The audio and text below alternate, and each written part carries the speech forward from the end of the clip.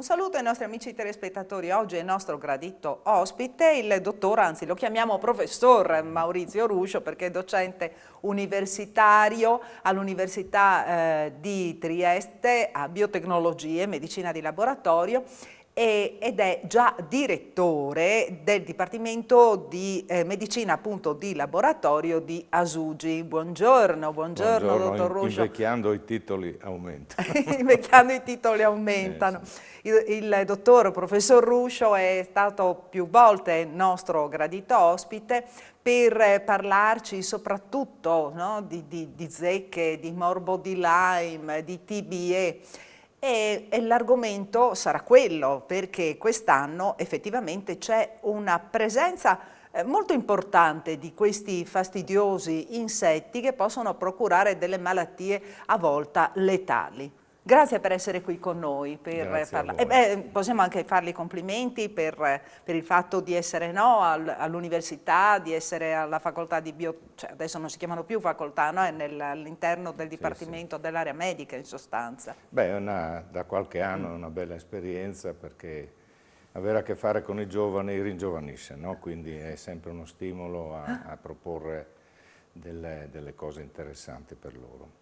Sì, parliamo di questi insetti ed acari, che sono di piccole presenze nella natura, che negli ultimi anni abbiamo ogni anno detto quest'anno ce n'è di più, quest'anno ce n'è di più, però l'ultimo anno, il 2022, ha creato un momento di discontinuità perché l'aumento è esagerato di questi parassiti legati allo specchio dell'aumento della temperatura generale. Abbiamo vissuto un'estate molto calda e sia gli agenti microbici che questi vettori traggono giovamento dalle temperature elevate e quindi aumentano di conseguenza i casi di malattia nell'uomo.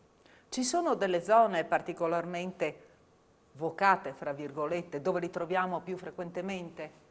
Oppure adesso si sono uniformati, praticamente sono arrivati ovunque, perché una volta sapevamo che c'erano delle aree cioè ben delimitate, si sapeva che lì potenzialmente, no, c'era la presenza.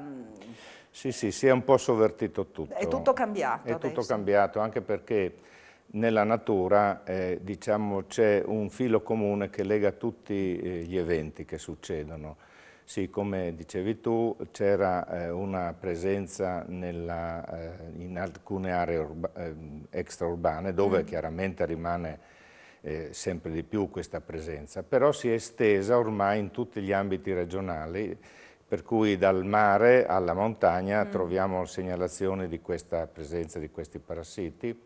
Non solo, ma li troviamo anche negli ambiti urbani che prima non erano così colpiti da questa presenza. Ricordiamo appunto i cinghiali che arrivano fino in città, gli uccelli che diciamo portano in giro queste zecche, questi parassiti. Dopo per le zanzare purtroppo, come sappiamo, sono un po' ubiquitarie dentro e fuori le abitazioni. Sì, io partirei proprio dalla questione zecche, no? Poi magari scendiamo nei particolari anche per quanto riguarda il virus West Nile trasmesso dalla Culex pipiens, che poi tanti si confondono, pensano che sia la zanzara tigre a trasmetterlo, invece. Sì, diciamo c'è anche in questo tema un'evoluzione, perché diciamo anche più specie di zanzare trasmettono questo West Nile. Ecco, per quanto riguarda le malattie trasmesse dalla zecca, ricordiamo sempre la principale, la malattia di Lyme, che è diventata ormai un patrimonio di conoscenza comune della classe medica, ma anche della popolazione, per cui difficilmente ormai sfuggono i primi segni della malattia, cioè quell'eritema, quell'arrossamento che compare nell'area del morso della zecca.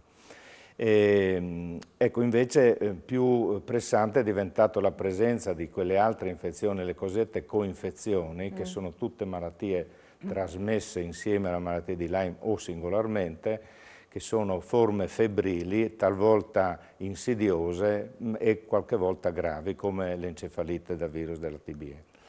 Il virus della TBE che tra l'altro sostanzialmente si comporta allo stesso modo del virus della West Nile, sono due flavivirus, quindi trasmessi da vettori, l'unica differenza è che il West Nile è trasmesso dalle zanzare e la TBE dalle zecche.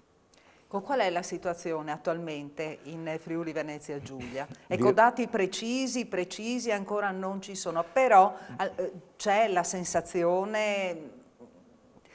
si hanno dati più certi per quanto riguarda il Veneto, perché lì effettivamente il problema sta emergendo quotidianamente, no? Sì, il Veneto veramente sta vivendo una realtà, un anno molto sfortunato, perché i numeri di casi di encefalite da TBE sono 31, che non sono pochi, perché consideriamo che arrivano a una forma neuroinvasiva una parte limitata di delle persone infettate e molte, quasi 167-170 dagli ultimi bollettini, casi di West Nile, con una mortalità non trascurabile.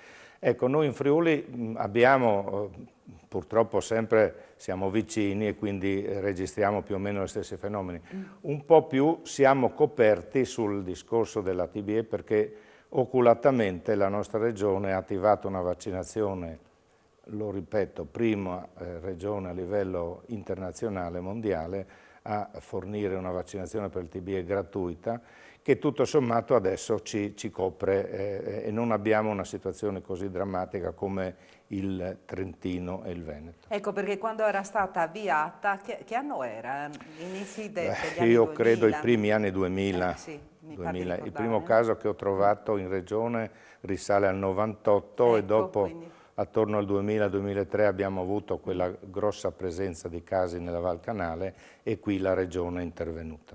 E in quegli anni lì era soprattutto consigliata a chi viveva alla montagna e in determinate aree, appunto Val Canale, poi anche nelle valli, Alta Valle del Torre, no? Alta Valle del Torre, una parte della montagna pordenonese, in particolare i comuni Tramonti, Claude, Meduno, alcuni comuni dell'area della Carnia, e questa, diciamo, situazione anche lì si è modificata, si è spostata più verso il basso, però come dire, molte persone sulla scorta di casi che vedevano magari presenti nel paese dove vivevano si sono vaccinati e quindi abbiamo visto in questi anni più un aumento di casi nei turisti o nelle persone che andavano lì occasionalmente, no? Quindi segno dell'efficacia tra l'altro dell'intervento sanitario pubblico.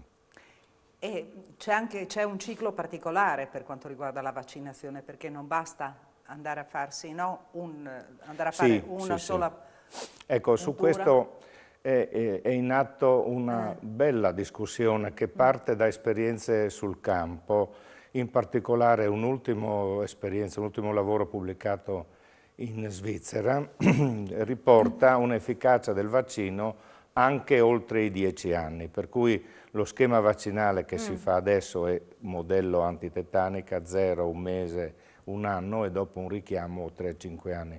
Ecco, è un vaccino che parrebbe dare una copertura molto più lunga di quella che attualmente si ritiene, quindi è un buon vaccino. E comunque 0, un mese e un anno, ma nel momento, nel momento zero non si è ancora immuni, no, c'è una piccola copertura. Sì, bisogna arrivare alla seconda vaccinazione per avere una copertura che statisticamente si aggira attorno al 74%. Esiste anche un modello di vaccinazione più breve, 0-14 giorni e dopo un anno, che parrebbe essere anche molto efficace, specialmente nelle fasce di età che hanno superato i 50-60 anni. Queste sono esperienze che si fanno, diciamo, vivendo. Ecco. E parliamo della TBE, ricordiamo ai nostri telespettatori effettivamente no, che cos'è. È un virus che appartiene a una grande famiglia dei flavivirus che comprendono una decina di virus molto famosi, dal virus Zika, dal dengue, chikungunya, che sono localizzati in ambiti territoriali in relazione alla presenza di zecche infette che le trasmettono. Ecco, è un virus che viene inoculato subito appena la zecca si attacca, perché il virus vive nelle ghiandole salivari, viene drenato dalle cellule immunitarie della cute, i cheratociti, le cellule dendritiche, portate alle ghiandole salivari, alle ghiandole linfatiche, per cui c'è una prima reazione. Se le persone sviluppano una risposta anticorpale non succede niente perché sono anticorpi neutralizzanti, se questo non succede passano nel sangue e si ha una forma febbrile simile influenzale che a questo punto innesta una seconda risposta importante anticorpale. In un terzo dei casi, quando la risposta anticorpale neutralizzante non è sufficiente, il virus passa nel cervello attraverso varie vie e si ha un quadro di meningite, encefalite o mielite, cioè un quadro che va da una gravità relativa, che si ha più nei giovani che hanno uno sviluppo immunitario molto più vivace, a un quadro più grave, encefalitico o mielitico, che ricorda la poliomielite, per cui ricordo i primi casi che abbiamo vissuto qua da noi negli anni 2000, quando siamo stati molto aiutati dai fisioterapisti, fisiatri, che hanno dovuto peraltro riaprire un po' i libri, perché sappiamo che la poliomielite è scomparsa anche dai libri di medicina, no? Per cui hanno dovuto e hanno fatto un grandissimo lavoro al Gervasutta, il dottor Zampa e insomma i suoi collaboratori per, come dire, riattivare queste competenze riabilitative che sono fondamentali, perché il virus non ha una terapia, questa malattia non è soggetta a una terapia specifica, ma questo invece porta a una importante azione collaterale di gestione dei sintomi nella fase acuta dell'infezione, quindi non c'è una terapia specifica, ma ci sono molte cose che vanno fatte. Dottor Ruscio, dobbiamo chiudere questa puntata di medicina, sì, di salute e benessere. E beh, le chiedo di fermarsi con noi, cioè di riproporsi magari nella prossima puntata. È un piacere, Bene. grazie a voi. Grazie per essere stato con noi, grazie ai nostri amici telespettatori e noi ci vediamo prossimamente con la rubrica Family, Salute e Benessere. E ci ritroveremo appunto con il professor Maurizio Ruscio. A presto, arrivederci.